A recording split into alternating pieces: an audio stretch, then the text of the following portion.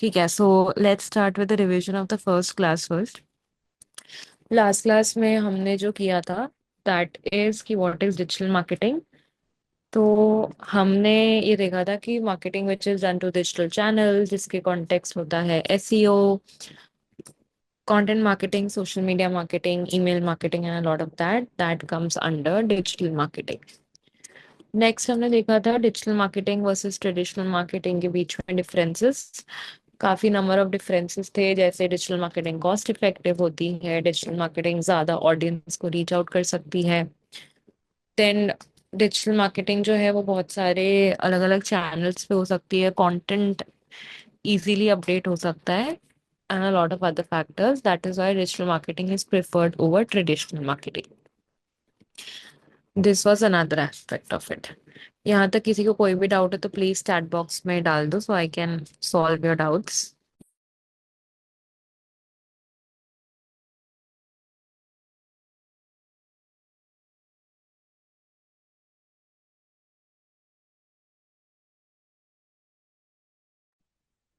Great. Then उसके बाद we had seen types of digital marketing strategies कि कौन कौन से टाइप की डिजिटल मार्केटिंग होती हैं। सबसे पहले होता है कंटेंट मार्केटिंग। कंटेंट मार्केटिंग में क्या होता है कि जब आर्टिकल्स एंड वीडियोस के फॉर्म में हम कंटेंट को पोस्ट करते हैं। ओके, वेनी आप ना क्लास का जो हमारा फर्स्ट क्लास का जो इंट्रोडक्शन वीडियो है आप वो देख सकते हो, you can watch that so you will be better able to understand the concepts. वो हमारी introduction and basic introduction class थी, so you can have a look. Portal पे आपको आई थिंक रिकॉर्डिंग्स मिल जाएंगी, इफ नहीं है सो यू कैन टेल और ask anybody in the group and they will help you.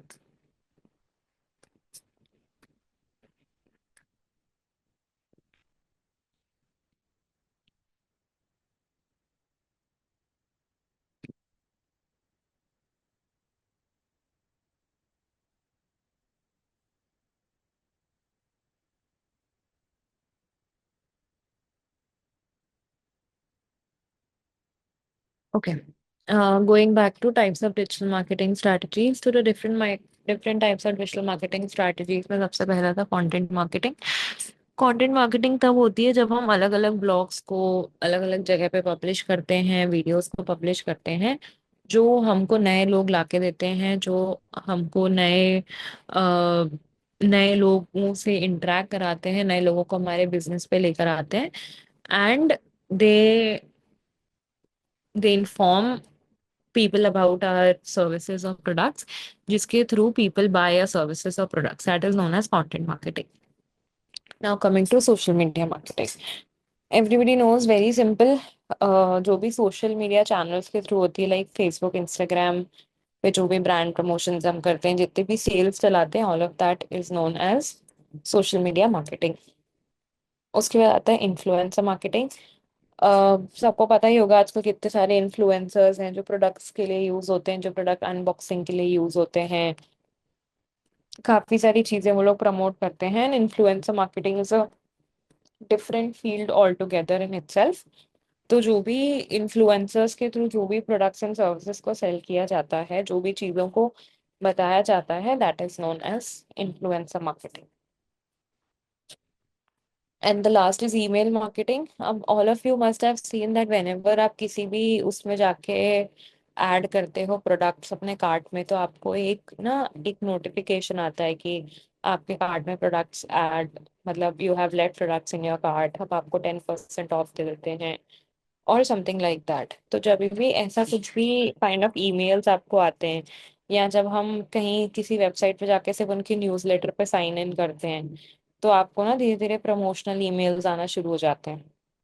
तो ये सारी जो चीजें होती हैं, ये सब किसके अंदर आती हैं? ये सब आती हैं आपकी डिजिटल ईमेल मार्केटिंग के अंदर। ठीक है। तो चार टाइप्स ऑफ डिजिटल मार्केटिंग की स्ट्रैटेजीज हैं जो मेजरली इंपॉर्टेंट होती है, which is content marketing, social media, influencer and email marketing. Guys if you have any doubts please chat box में डाल दो, नहीं तो वील प्रोसीड अहेड।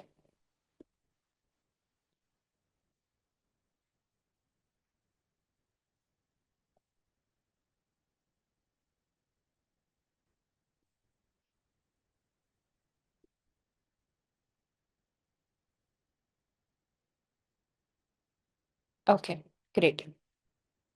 नेक्स्ट आता है, and also please thank you very much chat पे active होने के लिए। आई वुड लाइक कि एवरीबडी कमेंट्स, अगर उनको नहीं समझ में आ रहा है, समझ में आ भी रहा है, तो प्लीज बता दो कि हाँ समझ में आ रहा है। ठीक है। देन हमने पढ़ा था कि क्या क्या नए ट्रेंड्स हैं डिजिटल मार्केटिंग में जो आजकल आ रहे हैं। सबसे पहले होता है AI integration. AI is getting use for everything. अगर आपको सोशल मीडिया के पोस्ट बनाने हैं तो एआई यूज हो सकता है। सिर्फ उन पोस्ट को पोस्ट करना है तो भी एआई यूज हो सकता है। एवरीथिंग में AI can be used. Then next is user generated content. What is user generated content? User generated content क्या होता है कि जिसमें ना, अब पहले तो देखो ना, इन्फ्लुएंसर्स के थ्रू वो लोग कंटेंट का करवाते थे, but now what they are doing is they are getting people to use the product and then tell कि वो प्रोडक्ट कैसा है। तो इससे क्या होता है, जब भी यूजर जनरेटेड कंटेंट बनवाते हैं ब्रांड्स, तो जो ट्रस्ट एंड ऑथेंटिसिटी होती है ब्रांड्स की वो इंक्रीज होती है। वाई? बिकॉज साफ साफ वीडियो में दिख रहा है कि you have use the product. अगर कोई स्किन केयर प्रोडक्ट है फॉर एग्जाम्पल, तो वो दिखता है कि आपने स्किन पे अप्लाई किया है। So not everybody will apply anything on the skin, and that is why वो ज्यादा ट्रस्ट क्रिएट करता है। थर्ड आता है video marketing growth. Video marketing growth में क्या होता है कि वीडियो जो आजकल वीडियो ज्यादा चल रहे हैं। अगर हम इंस्टाग्राम पे भी जाते हैं तो ज्यादातर रील्स चल रही हैं, या हम यूट्यूब पे जाते हैं तो ज्यादातर शॉर्ट्स चल रहे हैं। तो लोगों को वीडियो कंटेंट ज्यादा पसंद आता है rather than text heavy content. Because video content से इजीली चीजें समझ में आती हैं, वीडियो कंटेंट से आसानी से चीजें समझ में आती है, एंड ज्यादा ध्यान लगता है उसमें, वो ज्यादा जल्दी चीजें आपके दिमाग में बैठ जाती है। That is why video marketing growth की, वीडियो मार्केटिंग जो है वो ग्रोथ हो रही है। सिंपल रीजन, बिकॉज यस, उसका सिंपल रीजन क्या है? उसका सिंपल रीजन यही है कि कि हर सोशल प्लेटफॉर्म पे वीडियोस बहुत ज्यादा चल रहे हैं। Then is email marketing. Obviously ये ईमेल मार्केटिंग काफी टाइम से चलता आ रहा है। ईमेल मार्केटिंग में क्या है? Email marketing as I told you, आपने अगर कोई प्रोडक्ट कार्ट में ऐड कर दिया, तो वो, अगर आपने कोई भी प्रोडक्ट कार्ट में ऐड कर दिया तो क्या हुआ, कार्ट में ऐड करने के बाद आपको ईमेल आना शुरू हो जाएंगे। अगर आपने कहीं भी किसी भी एक जगह से आपने वो कर दिया, कोई भी चीज परचेज कर ली, तो then you will start getting emails from them कि आपने ये चीज हमसे परचेज करी थी, आपको हमारी ये वाली चीज भी अच्छी लगेगी, वो वाली चीज भी अच्छी लगेगी, and all that. So that is known as email marketing analytics. So ये चार ट्रेंड्स हैं जो डिजिटल मार्केटिंग में सबसे ज्यादा फिलहाल इमर्ज कर रहे हैं, सबसे ज्यादा ग्रो कर रहे हैं, सबसे ज्यादा you also have to take care, because you guys are going to be the next marketers. This is what you have to take care of. किसी ने नोट डाउन नहीं किया तो प्लीज कर लो, कोई डाउट है तो प्लीज बताओ, else we'll continue in 2 minutes।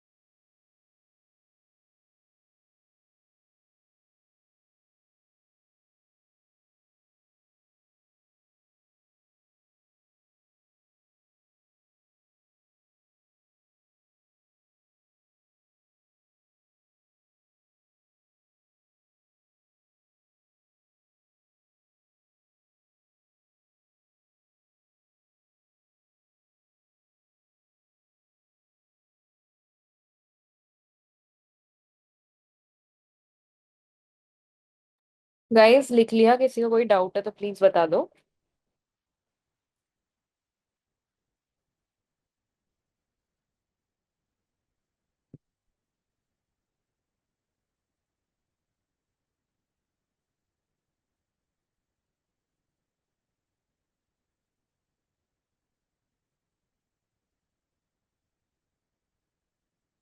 Perfect, great. ठीक है। अब क्योंकि डिजिटल मार्केटिंग में काफी सारे फायदे हैं, सब कुछ है, बहुत सारी अच्छी चीजें हैं, कॉस्ट इफेक्टिव है, सब कुछ है, सारी बात ठीक है। बट ऑब्वियसली कुछ ना कुछ ऐसी चीजें भी हैं जो डिजिटल मार्केटिंग में चेंजेस, जो डिजिटल मार्केटिंग में चैलेंजेस हैं, जो डिजिटल मार्केटिंग में प्रॉब्लम्स कॉज करती हैं। तो बहुत सारी ऐसी चीजें हैं, ठीक है। नंबर वन है रैपिड टेक्नोलॉजिकल चेंजेस। अब आप एक बात समझो कि हर महीने या हर दूसरे दिन ना इंस्टाग्राम की एक नई अपडेट आती है। अब अगर आप एक ब्रांड मैनेजर हो जो एक ब्रांड को इंस्टाग्राम पे मैनेज कर रहे हो, तो उसमें क्या है कि हर महीने अगर एक अपडेट आ रही है, हर महीने अगर कुछ भी ऐसा कोई चेंज आ रहा है, कुछ भी ऐसी चीज हो रही है, तो व्हाट इज हैपनिंग, उसकी वजह से क्या है, आपको कॉन्स्टेंटली नए नए टेक्नोलॉजी से, मतलब ऐसा नहीं है कि आप अपनी लर्निंग, एक बार आपने कोर्स कर लिया और अब वो कोर्स है, वो आप मतलब उस कोर्स की जो लर्निंग है आप वो लाइफ लॉन्ग चला सकते हो। अब क्या है कि आपको अपने आप को टाइम टू टाइम अपडेट करते रहना पड़ेगा, टाइम टू टाइम उस चीज को पढ़ना पड़ेगा, और ये साथ में अपडेटेड भी रहना पड़ेगा कि नए चीजें जो हैं, नए ट्रेंड्स कौन से आ रहे हैं मार्केट में। सो अकॉर्डिंगली आप ये देख सकते हो कि आपको अपने बिजनेस, आपको जिस भी ब्रांड को आप मैनेज कर रहे हो, भले वो आपका खुद का ब्रांड है या वो क्लाइंट का ब्रांड है, आपको ये समझ में आएगा कि आप कैसे उसके लिए ना टेक्निकल टेक्निकल चेंजेस ऐसे कर सकते हो इस तरीके में कि ना आप जो भी अपडेट्स आ रही है उसके साथ अलाइन रहो। क्योंकि एक बात समझो, अगर आप लोग अपडेट्स के साथ अलाइन नहीं रहोगे तो it's gonna create a problem. Why it's gonna create a problem? Because आपके जो भी पोस्ट वगैरह आप कर रहे हो उसमें ढंग से वो नहीं आएंगे, उसमें ढंग से लोग नहीं आएंगे, उसमें लाइक्स वगैरह नहीं आएंगे एंड ये सब नहीं आएगा। तो उसमें क्या होगा, उस केस में आपके पास क्या होगा, उस केस में आपके पास ये होगा कि यू नो जो भी आपका क्लाइंट है या आपका ब्रांड है उसकी रीच सफर करेगी, भले प्रोडक्ट कितना भी अच्छा हो लेकिन उसकी रीच सफर करेगी। सो that is why it is very important, it is extremely very important कि आप अपने अपने आप को हर टाइप के जो भी अपडेट्स आ रहे हैं, किसी भी प्लेटफॉर्म के, इंस्टाग्राम के अपडेट्स आ रहे हैं, यू नो एसईओ के अपडेट्स आ रहे हैं, कुछ भी अपडेट्स आ रहे हैं, आप इन सब से स्टे ट्यून्ड रखो। अब आप बोलोगे कि यार how is it possible that I stay updated with everything?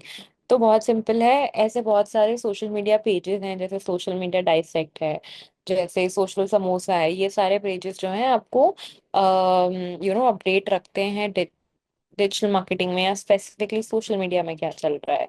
फिर उसके बाद एसईओ की अगर बात आती है तो गूगल एनालिटिक्स का, जो गूगल की तरफ से जो है, वो आपको कॉन्स्टेंटली ना ईमेल्स करता रहेगा कि देखो हमारा है ना ये है, ये आने वाला है, ये होने वाला है, ये ऐसे नहीं है, ये वैसे नहीं है, right? So all of this जो है वो आपको ये दिखता है कि क्या हो रहा है यहाँ पे। आप कॉन्स्टेंटली अपने आप को अपडेट रखते हो सारे के सारे इंफॉर्मेशन से, वॉट एवर द इंफॉर्मेशन, ठीक है। So this is rapid technological changes and how you have to stay updated. Then comes data privacy concerns. Data privacy concerns क्या होते हैं सब? अब जो भी मार्केटिंग में है आपको ये बात पता होगी कि जैसे फॉर एग्जांपल, अगर आज आप सर्च करोगे कि I want to buy shoes under 10,000, तो व्हाट हैपेंस इज कि नेक्स्ट डे से आपको इंस्टाग्राम पे शो होने लग जाएंगे शूज के एड्स की, कौन से बेटर शूज हैं 10,000 के अंडर के शूज के, बहुत सारे कंपनी से आपको एड्स शो होने लग जाएंगे। अब आपने क्या किया, आपने तो एक नॉर्मल सी सर्च करी थी, but the companies have got your data and now they are starting to target you for your ads. So यहाँ पे what is happening that your data is not private and that is being shared with a lot of companies and everything, जिसके वजह से you are getting to see the ads. This is second. And third आता है brand messaging consistency. अब when you are doing it, मान लो कि एक brand है जो आप ना मल्टीपल प्लेटफॉर्म्स पे चला रहे हो, फेसबुक भी चला रहे हो, लिंक्डइन भी चला रहे हो। अब क्या होता है कि लिंक्डइन को जैसे टेक्स्ट हैवी पोस्ट चाहिए तो आप उस पे काम करते हो, इंस्टाग्राम को वीडियोस चाहिए तो आप उस पर काम करते हो। बहुत बार ये जो अलग अलग टाइप का कंटेंट पोस्ट करते करते क्या होता है, ये अलग अलग टाइप का कंटेंट ना पोस्ट करते करते बहुत बार ऐसा होता है कि मैसेजिंग ना हमारी चेंज हो जाती है। देखो हर ब्रांड की ना एक कंसिस्टेंट मैसेजिंग होती है, लोगो एक ही होता है, टैगलाइन एक ही होती है, और बहुत सारी चीजें एक ही होती है। बट बहुत बार जब आप अलग अलग प्लेटफॉर्म्स के लिए आप बहुत बार ना जब आप अलग अलग प्लेटफॉर्म्स के लिए बनाते हो content, so what happens is कि कहीं ना कहीं वो जो कंसिस्टेंसी है वो लूज हो जाती है, जिसकी वजह से हर प्लेटफॉर्म पे एक डिफरेंट कम्युनिकेशन जा रहा होता है। So this is a third and very important problem जो बहुत लोगों को आती है, बहुत सारे ब्रांड मैनेजर्स को आती है, कि कंसिस्टेंसी ब्रांड की मैसेजिंग की इंश्योर नहीं हो पाती। Also, you have to note it down that brand messaging and brand guidelines are very important for any brand. अगर आपको उन्होंने बोल दिया कि नहीं हम लोग को एक प्रॉपर कलर यूज करना है, तो you have to use that colour. If they have told you you have to use a phone, so you have to use that. If they have told you नहीं हमारा communication ऐसा ही होना चाहिए formal and polite tone में, तो आपको उसको formal and polite tone में ही करना होगा, आप उसको अनफॉर्मल टोन में नहीं कर सकते। ठीक है। So that is why digital अब दिस डजंट मीन्स कि इसमें चैलेंजेस हैं तो नहीं हम क्यों करें। Obviously everything has its own pros and cons, everything that you do उसके अपने ही कुछ प्रोज एंड कॉन्स हैं। एंड वैसे ही मार्केटिंग की भी अगर कुछ प्रोज हैं कि इट्स कॉस्ट इफेक्टिव, वो ऐसे है वो वैसे है, राइट। सो सिमिलरली अगर वो कॉस्ट इफेक्टिव है तो उसके साथ उसमें कुछ प्रॉब्लम्स भी हैं, तो वो प्रॉब्लम्स का आपको थोड़ा सा ध्यान रखना पड़ेगा कि those problems you do not encounter with your brands. That is the challenges. जिसने नोट डाउन नहीं किया था प्लीज कर लो, और डाउट है तो बता दो, else we'll continue in 2 minutes.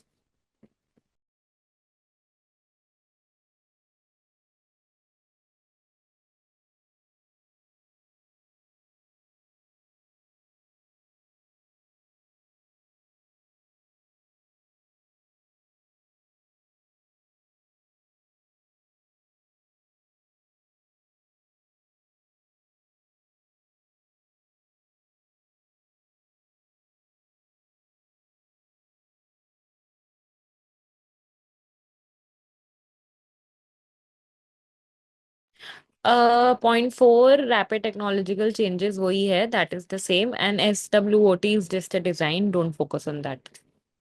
SWOT analysis is something else, वो हम बाद में करेंगे। एंड जिसने पूछा है फोर्थ पॉइंट वही है जो फर्स्ट पॉइंट है, it's just repeated. Note down भी कर लेना यार प्लीज।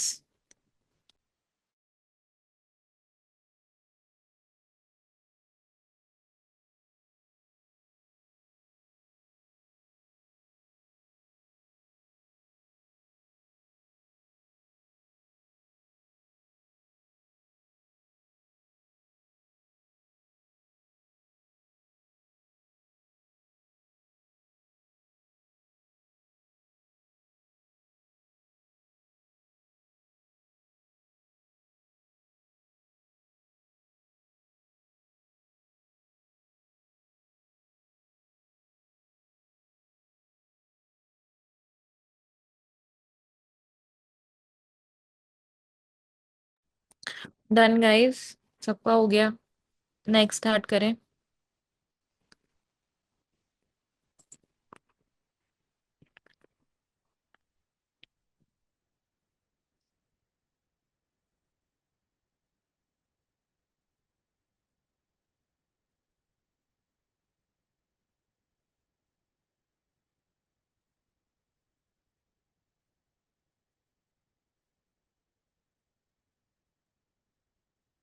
ठीक है, नेक्स्ट स्टार्ट करते हैं। तो डिजिटल मार्केटिंग का बेसिक इंट्रोडक्शन का ओवरव्यू मैंने वापस से सबको दे दिया है। If you still have any doubts you can put it in the group और text me and I will help you out. Next now we will start with the very first topic which is SEO. ठीक है। अब SEO क्या होता है? SEO is typically search engine optimization. SEO इसलिए किया जाता है ताकि हमारी जो वेबसाइट है वो ऑर्गेनिकली बिना कोई भी टाइप के पेड एड्स चलाए सबसे ऊपर रैंक करे, या सबसे ऊपर भी रैंक नहीं करे तो एटलीस्ट फर्स्ट पेज पे रैंक करे। That is known as SEO. Another thing to note is the fact कि एसईओ जो है वो ऑर्गेनिक मेथड है। ऐसा नहीं है कि आपने आज स्टार्ट किया and okay, so we'll start with SEO. What is SEO? SEO is search engine optimization. Search engine optimization क्यों किया जाता है? सर्च इंजन ऑप्टिमाइजेशन जो है वो किया जाता है हमारे वेबसाइट के लिए। यहाँ पे you can read it, and जिसको लिखना है वो लिख भी लेना, I give you the time. SEO किया जाता है मेजरली हमारे वेबसाइट के लिए, ताकि हमारी जो वेबसाइट है वो हायर रैंक करे, ताकि हमारी जो वेबसाइट है वो टॉप पर आए। अब टॉप पर आएगा मतलब ये नहीं है कि आपने आज बोला, आज एसईओ स्टार्ट किया और कल आपकी जो वेबसाइट है वो टॉप पे आ गई। No, this is not possible, this is not feasible. ठीक है।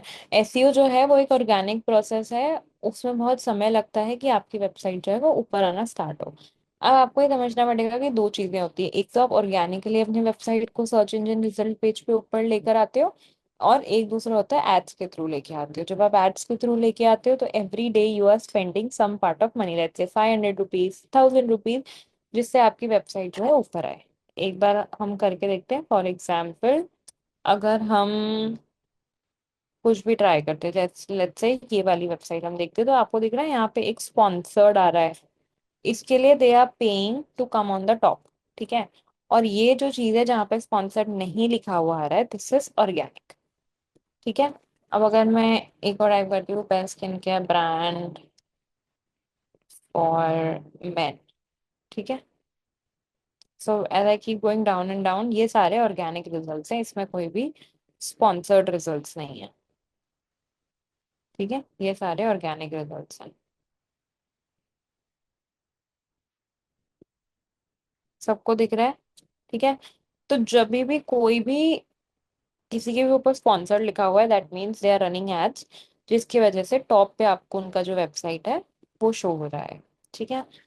सबसे पहले समझो what is SEO. As I said, SEO stands for search engine optimization, जिससे आपकी जो वेब पेजेस की जो विजिबिलिटी है वो इम्प्रूव होती है। आपके वेब पेजेस की जो रैंक है वो इम्प्रूव होती है। अब एक बात समझो, अगर हमने आज सर्च किया best skin care brand for main, तो मैं सिर्फ फर्स्ट पेज पे मुश्किल से तीसरे चौथे आर्टिकल तक देखूंगी या वेबसाइट तक देखूंगी, शायद मैं फर्स्ट पेज के भी लास्ट तक नहीं जाऊंगी। So forget about going to the second page. I don't think so कि 10 में से एक जन भी कभी सेकंड पेज पे जाता होगा। राइट। सो इसका मतलब क्या है? इसका मतलब ये है कि हमारा जो मेन टारगेट है वो ये है कि हम अपने वेबसाइट को फर्स्ट पेज पे रैंक कराएं। ठीक है। अब रैंक कराने के लिए बहुत सारे फैक्टर्स होते हैं, बहुत सारी चीजें होती है जो हमको इंश्योर करनी होती है when we are trying to rank our website. क्योंकि if everybody could just rank their website on the first page, तो फर्स्ट पेज पे तो सिर्फ 10 ही रिजल्ट आते हैं ना। अगर सिर्फ 10 रिजल्ट आ रहे हैं तो उस केस में कैसे नहीं हो रहा है, how it is not happening. Right. तो वो सब डिपेंड करता है कौन कौन से आप फैक्टर्स यूज कर रहे हो, कैसे टाइप के आप क्या कर रहे हो, उस पर डिपेंड करता है। अब नेक्स्ट आता है टाइप्स ऑफ एसईओ। दो टाइप के एसईओ होते हैं, on page end of page. अब एक बात समझना, ये दो अलग अलग चीजें नहीं है, ये सिर्फ एसईओ के दो टाइप्स हैं, सिर्फ ये समझाने के लिए कि दोनों टाइप में एसईओ कैसे होता है। बट दोनों टाइप का जो एसईओ है उसका हमारा जो एम है वो सेम ही है, कि हमको अपनी जो वेबसाइट है वो टॉप पर लेकर आनी है। ऑन पेज जो है, जो भी वेबसाइट में जो भी चेंजेस होते हैं जो यूजर के सामने होती है, वेबसाइट एक यूजर के सामने होती है, उस पे जो भी चीजें होती हैं, जो भी चीजें आती हैं, जो भी चीजें चेंजेस होते हैं, वो सब ऑन पेज में आते हैं। जो भी चीजें बैकएंड में होती हैं या किसी और वेबसाइट पे होती हैं बट हमारी वेबसाइट के लिए होती है, वो ऑफ पेज में आती है। Repeating it again, on page SEO क्या होता है? ऑन पेज एसईओ वो होता है जिसमें हम वेबसाइट पे जो भी चेंजेस कर रहे हैं, टर्म्स ऑफ कंटेंट कर रहे हैं या कुछ भी हम चीज डाल रहे हैं, whatever is happening on the website is known as on page SEO, and whatever is done off the website is off page SEO.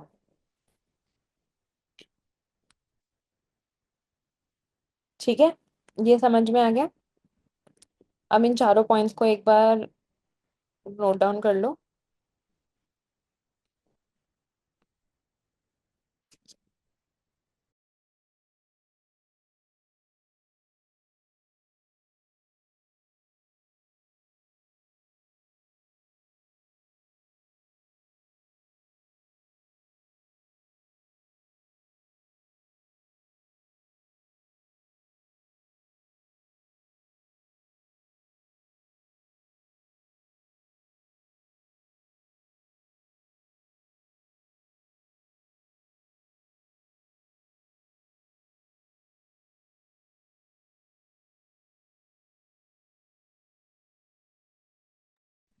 Organic method is, Himani, organic method is when आप ना क्या कर रहे हो, आप Google को ना पैसे नहीं दे रहे हो। जब आप एड्स चला रहे हो तब आप गूगल को पैसे दे रहे हो अपनी वेबसाइट को टॉप पे रैंक कराने के लिए। बट जब आप एसईओ कर रहे हो, दैट मीन्स कि आप ना गूगल को पैसे नहीं दे रहे हो, आप सिर्फ अपनी मार्केटिंग एजेंसी को पैसे दे रहे हो। आप सिर्फ अपनी मार्केटिंग एजेंसी को पैसे दे रहे हो एसईओ करने के लिए, आपकी वेबसाइट टॉप पे लाने के लिए। बट जब आप इनऑर्गेनिकली करते हो, यानी कि आप पेड मेथड से करते हो, तो आप क्या कर रहे हो, आप उस टाइम पे क्या करते हो, आप गूगल को पैसे दे रहे हो अपनी वेबसाइट को टॉप पे लाने के लिए। That is known as organic method.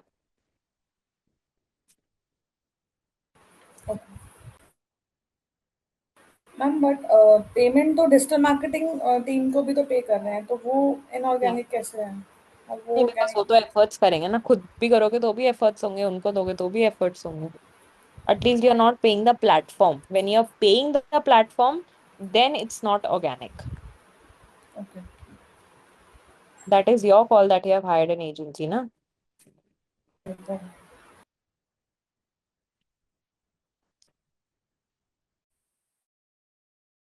Guys, please ये चारों चीजें नोट डाउन कर लो so we can proceed.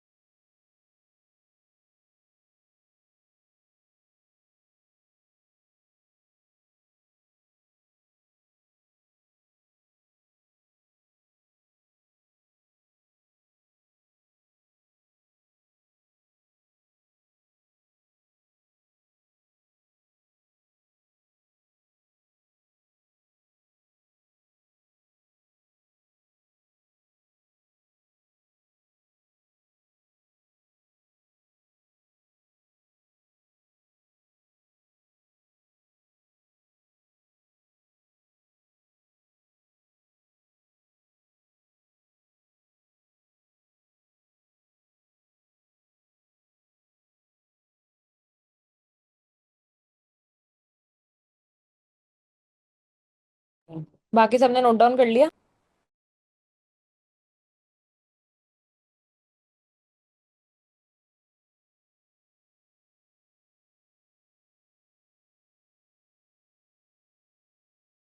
Yes, all topics will be covered in depth. Don't worry about it.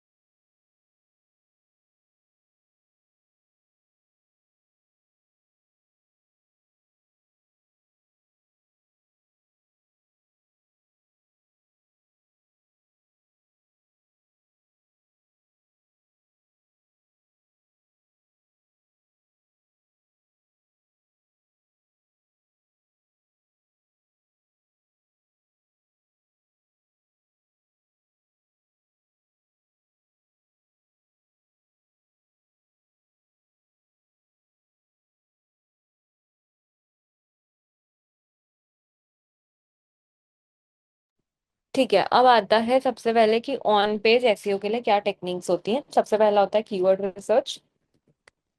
अब कीवर्ड्स क्या होते हैं, समझो मेरी बात को। हमने ये जो एक सर्च टर्म टाइप किया जिस पे ये सारी वेबसाइट सबसे ऊपर आई, इस सर्च टर्म को मैं क्या बोलूंगी, मेरा कीवर्ड। ठीक है, ये जितने भी यहाँ पे अपेयर हो रहे हैं, these are all keywords. Keywords क्या होते हैं, कीवर्ड्स बेसिकली सर्च टर्म्स होते हैं जो हेल्प करते हैं लोगों को आपके वेबसाइट को सर्च करने में, जो हेल्प करते हैं लोगों को आपके वेबसाइट को डिस्कवर करने में, आपके प्रोडक्ट्स एंड सर्विसेज को फाइंड करने में।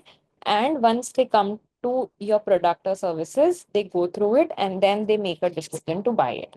तो सबसे पहला डिसीजन एसईओ में क्या होता है कि हमको कौन से कीवर्ड्स लेने हैं। क्योंकि हर बार क्या है, आप कोई भी कीवर्ड्स नहीं ले सकते हो। ऐसा नहीं है कि आपने कोई भी कीवर्ड्स ले लिए। लेट्स से आपने 2025 कुछ भी कीवर्ड्स ले ली। Keyword should be very well related to your website, keyword should be very well related to your brand.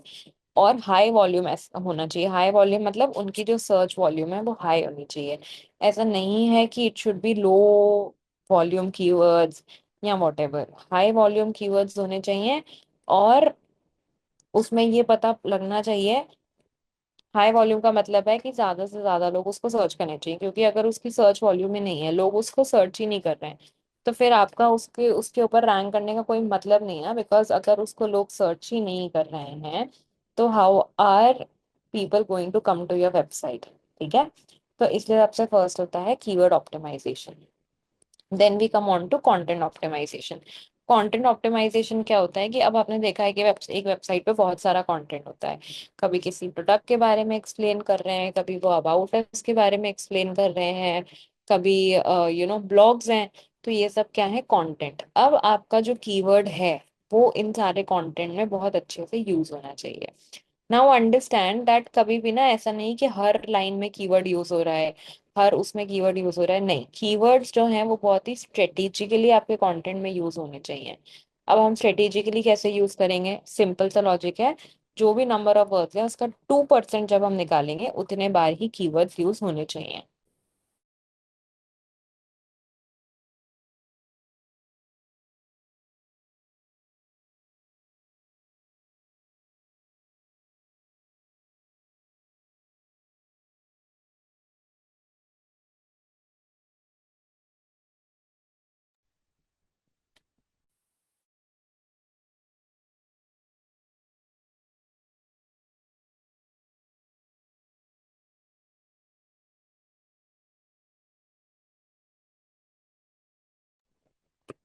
ठीक है, ये कंटेंट का हम पूरा पढ़ेंगे 2% कैसे कैलकुलेट करना है। बट जो आपकी मेन चीजें हैं वो क्या है, कीवर्ड और कंटेंट। जब तक आपके कीवर्ड्स नहीं निकलेंगे, जब तक आपकी कीवर्ड रिसर्च नहीं होगी, तब तक आप आगे अपना कंटेंट प्लान नहीं कर सकते, मेटा टैग्स नहीं कर सकते, कुछ भी नहीं कर सकते। क्योंकि हर जगह पे कीवर्ड्स आर वेरी एसेंशियल। अब कीवर्ड रिसर्च तो हम नेक्स्ट क्लास में करेंगे प्रैक्टिकली कि हम उसको कैसे करते हैं। बट उससे पहले आपको ये समझना होगा कि इन कीवर्ड रिसर्च के लिए जो सबसे ज्यादा रिलायबल टूल है that is Google keyword planner. ठीक है, गूगल कीवर्ड प्लानर में क्या होता है, सिंपल सी बात है। गूगल कीवर्ड प्लानर में आप जो है हाई वॉल्यूम कीवर्ड्स ढूंढते हो ऑप्टिमल रीच के लिए। उसको क्या बोलते हैं, कीवर्ड रिसर्च। कीवर्ड अगर आपने नहीं किया है तो क्या, process it's like a step by process. जिसका step 1 is keyword research, step 2 is content, step 3 is meta meta tag, so on. तो जो अगर आप स्टेप 1 पे ही नहीं आओगे, तो you can not proceed to the other steps, right. Guys please note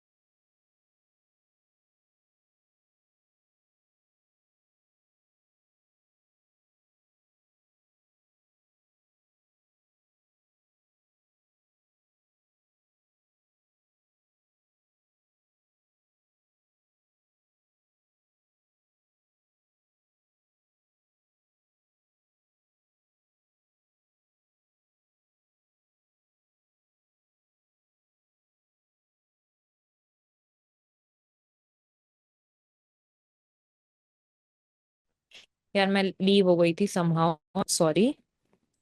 please आप नोट डाउन कर लो आराम से।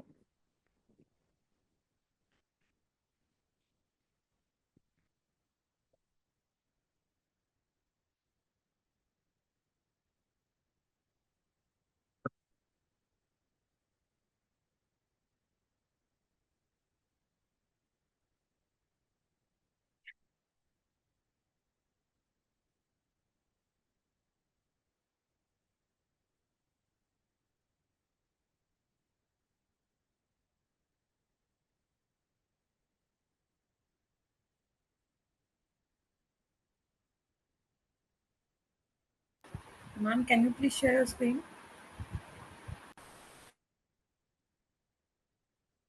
क्या बोल रहे हो, वापस बोलो। या इट्स फाइन, स्क्रीन विजिबल नहीं था, अभी दिख रहा है। परफेक्ट, लिख लो। एक बार सारे ही लिख लेना है ना।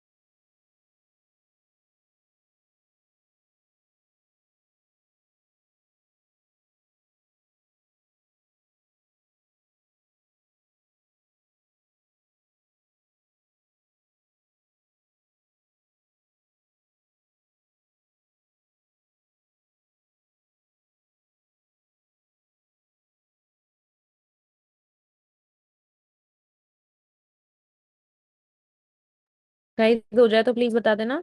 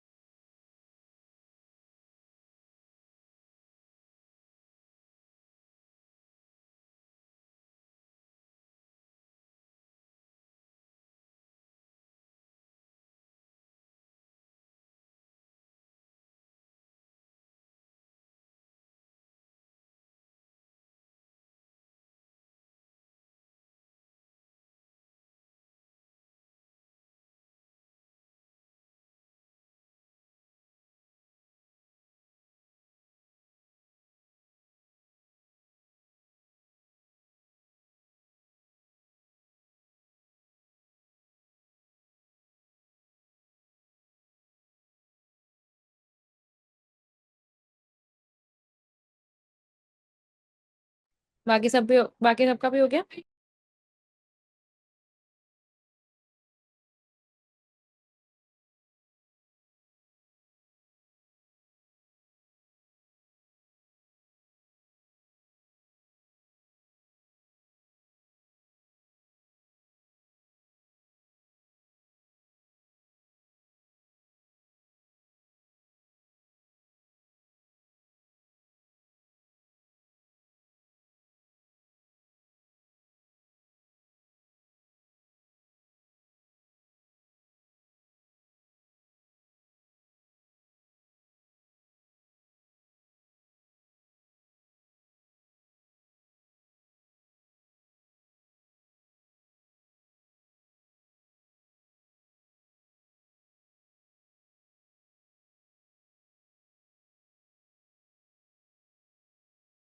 ओके।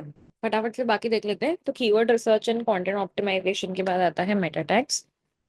एक बात समझो, हमने कोई भी वेबसाइट सर्च करी, ये देख रहे हो, this is known as the meta title. लिख लो, जो ऊपर टॉपिक जैसा आता है जब आप कोई भी वेबसाइट को देखते हो सर्च इंजन रिजल्ट पेज में, उसको बोलते हैं मेटा टाइटल।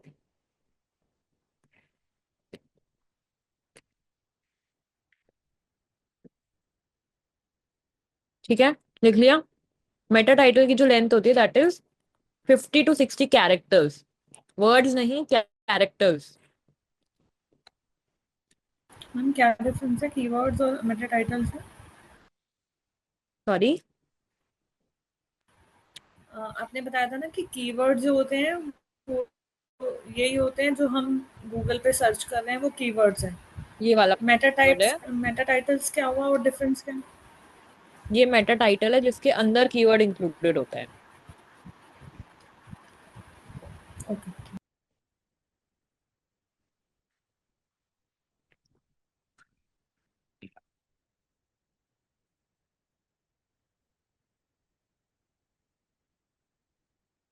अब ये जो आ रहा है यहाँ पर डिस्क्रिप्शन, इसको हम कहते हैं मेटा डिस्क्रिप्शन। इस पार्ट को, ये जो टाइटल जैसा होता है, इसको हम बोलते हैं मेटा टाइटल। उसके नीचे का जो पार्ट होता है, इसको हम बोलते हैं मेटा डिस्क्रिप्शन।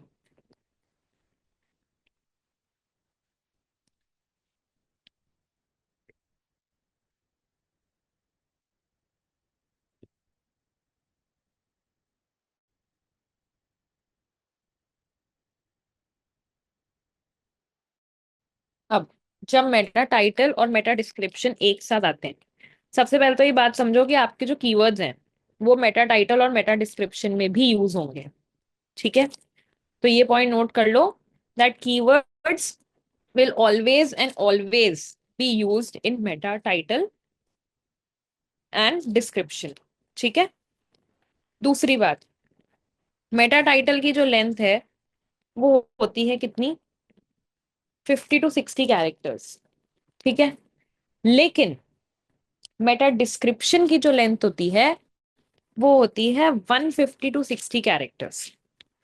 अब इसका मतलब क्या है, हमको क्या करना लेंथ से, हमको ये करना है कि जब भी हम बड़ा लिखेंगे, समझना मेरी बात को, जब भी हम लिमिट के बाहर जाएंगे, हम लिमिट से बड़ा लिखेंगे, तो ये डॉट डॉट देख रहे हो, ऐसे डॉट डॉट्स में आपका मेटा टाइटल शो होगा। ठीक है, क्या होगा, ऐसे डॉट डॉट्स में आपका मेटा टाइटल शो होगा अगर आप कैरेक्टर लिमिट के ऊपर जाओगे तो। अब इसमें एक और बात समझो, इसमें एक और बात क्या समझनी है हमको, एक और बात ये समझनी है कि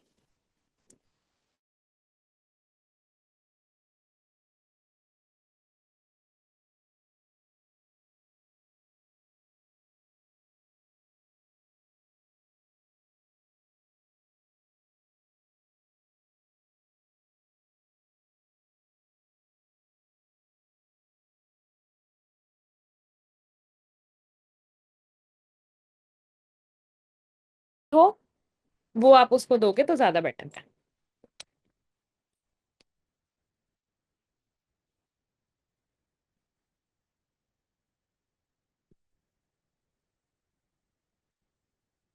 आई होप ये पॉइंट्स लिख लिए होंगे। एक बार हमने आज जो भी करा है उन सारी चीजों को एक बार रिव्यू कर लो, and then we'll end the session. Ma'am, ये मेटा टाइटल और मेटा डिस्क्रिप्शन का कितना कितना लाइक लेंथ है?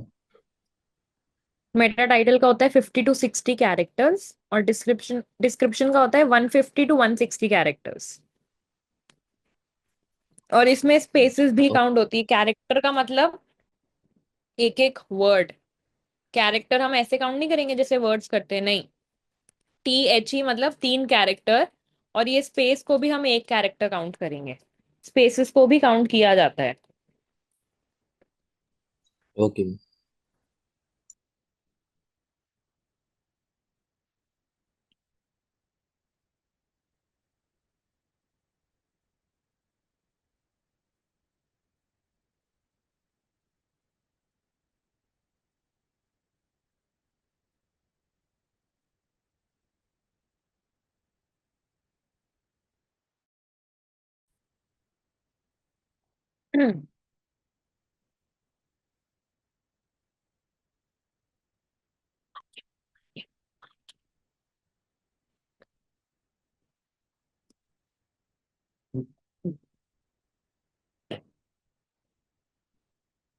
मुझे भी अभी पता नहीं, मुझे भी नहीं पता।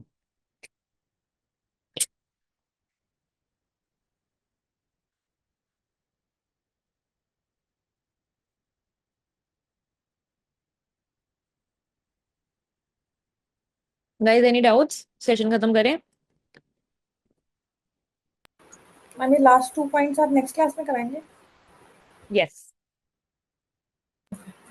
एक बार मेरे को लिमिट रिपीट कर देंगे मैम? आपने मेटा डिस्क्रिप्शन की लिमिट 50 टू 150 बोली है ना, राइट?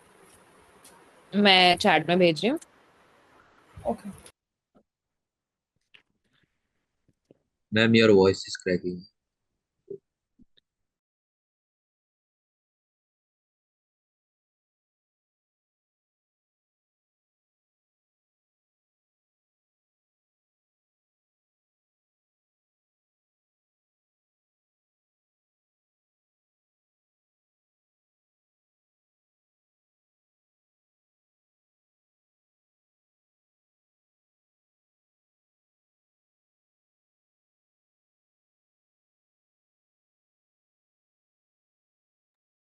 चैट में मैंने भेज दिया, चेक कर लो।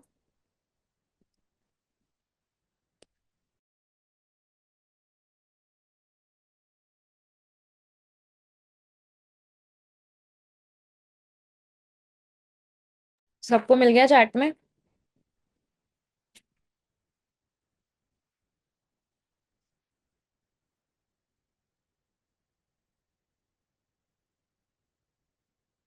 ओके।